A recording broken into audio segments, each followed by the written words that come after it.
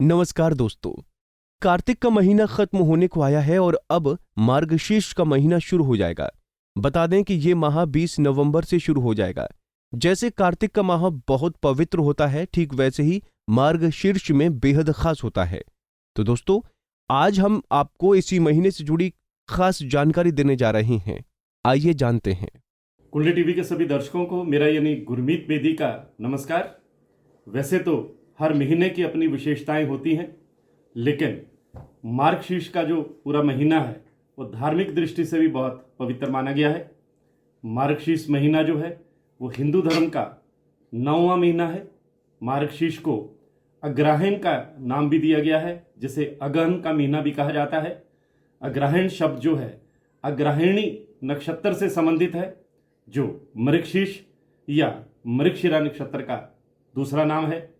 मार्गशीर्ष की जो महत्ता है वो इसी बात से पता चल जाती है कि इसी माह में भगवान श्री राम और माता सीता का विवाह संपन्न हुआ था।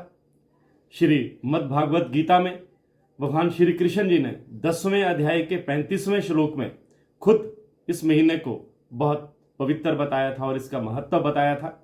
अतः इस महीने में भगवान श्री कृष्ण जी की उपासना की बड़ी ही महिमा है। इसी महीने में भगवान श्री कृष्ण जी की उपासना करने से व्यक्ति को जीवन में हर तरह की सफलता हासिल होती है और वो हर तरह के संकट से बाहर निकलने में सक्षम होता है। मांगलिक कार्यों के लिए भी यह महीना बहुत ही शुभ माना जाता है।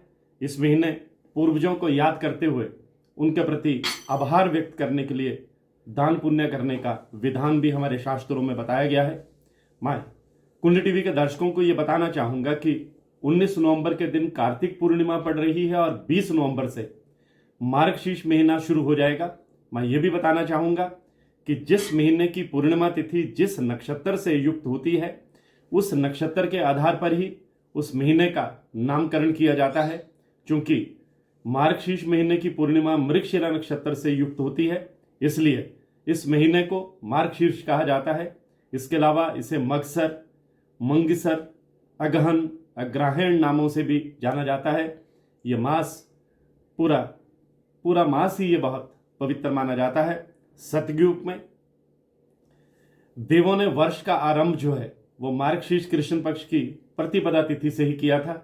साथ ही ऋषि कश्यप ने भी इसी महीने के दौरान कश्मीर नामक जगह की स्थापना की थी, जो इस समय भारत का अभिन्न अंग है। हमारे शास्त्रों में कहा गया है कि इस महीने में अपने गुरु को, अपने इष्ट को ओम दामोदराय नमः कहते हुए प्रणाम करने से जीवन में तमाम बाधाएं, तमाम अवरोध, तमाम ऑब्स्टेकल्स समाप्त हो जाते हैं। मार्गशीर्ष महीने में विष्णु सहस्रनाम, भगवत गीता और गजेंद्र मोक्ष, इनके पावन पाठ की बहुत महिमा है, इसलिए इन्हें दिन में 2-3 बार अवश्य पढ़ना चाहिए। इस मास में श्री भगवत गीता या भागवत ग्रंथ को देखने भर की विशेष महिमा है। स्कंद पुराण में लिखा है कि घर में अगर भागवत हो तो अगहन मास में दिन में 1 बार उसको अवश्य प्रणाम करना चाहिए। इस माह में शंख में तीर्थों का पानी भरकर घर में पूजा करने का भी विशेष विधान है। उसमें भगवान के ऊपर से शंख मंत्र बोलते हुए घुमाएं, बाद में यह जल जो है घर की दीवारों पर छींटे। इससे घर में पॉजिटिव एनर्जी आती है, शुद्धि बढ़ती है, शांति आती है, क्लेश दूर होते हैं। मैं कुंडली टीवी के दर्शकों को यह बताना चाहूंगा कि मार्गशीर्ष महीने के दौरान स्नान और दान का भी बहुत महत्व है। विशेषकर इस महीने के दौरान यमुना नदी में स्नान का महत्व है। मार्गशीर्ष महीने के दौरान यमुना नदी में स्नान करने से भगवान सहज ही प्राप्त होते हैं। अतः जो लोग जीवन में भगवान का आशीर्वाद बनाए रखना चाहते हैं और हर संकट से छुटकारा पाना चाहते हैं, उन्हें मार्गशीर्ष के दौरान कम से कम 1 बार यमुना नदी में स्नान करने अवश्य जाना चाहिए। लेकिन जिन लोगों के लिए ऐसा करना मुमकिन नहीं है, संभव नहीं है, वो लोग घर पर ही अपने स्नान के पानी में थोड़ा सा पवित्र जल मिला करके स्नान कर सकते हैं। मार्गशीर्ष के दौरान सुबह जल्दी उठकर स्नान करने से, स्नान से पवित्र होकर भगवान का ध्यान करना चाहिए और उनकी पूजा अर्चना करनी चाहिए। स्नान से पहले तुलसी की जड़ की मिट्टी से भी स्नान करें, यानी अपने शरीर पर उसका लेप लगाएं और लेप लगाने के कुछ देर बाद पानी से स्नान करें। साथ ही स्नान के समय ओम नमो भगवते नारायणाय या गायत्री मंत्र का जाप करें। मैं कुल्ली टीवी के दर्शकों को ये बताना चाहूँगा कि इस मौसम में शीतलहर आरंभ हो जाती है, अतः गर्म कपड़े, कंबल, मौसमी फल, शैया, भोजन, अन्नदान का विशेष महत्व है।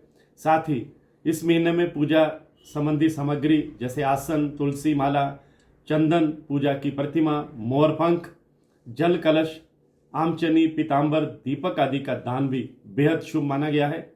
मार्गशीर्ष की पूर्णिमा को चंद्रमा की अवश्य पूजा की जानी चाहिए, क्योंकि इसी दिन चंद्रमा को सुधा से सिंचित किया गया था। इस दिन माता, बहन, पुत्री और परिवार की अन्य स्त्रियों को एक एक जोड़ा वस्त्र प्रदान करने चाहिए, उन्हें सम्मानित करना चाहिए, इसे बहुत शुभ माना गया है। इस महीने में नृत्य, गीत आदि का आयोजन कर उत्सव भी किया जाना चाहिए। मार्गशीर्ष की पूर्णिमा को ही दत्तात्रेय जयंती भी मनाई जाती है। इसी महीने में महोत्सवों का आयोजन होना चाहिए, इसे हमारे शास्त्रों में बहुत ही शुभ माना गया है। तो आज की पोस्ट में बस इतना ही। चलते चलते मैं कुल्ली टीवी के दर्शकों को एक बार फिर बता दूं कि 20 नवंबर से बहुत ही पवित्र मार्गशीर्ष महीना शुरू हो रहा है। मैं गुरमीत बेदी।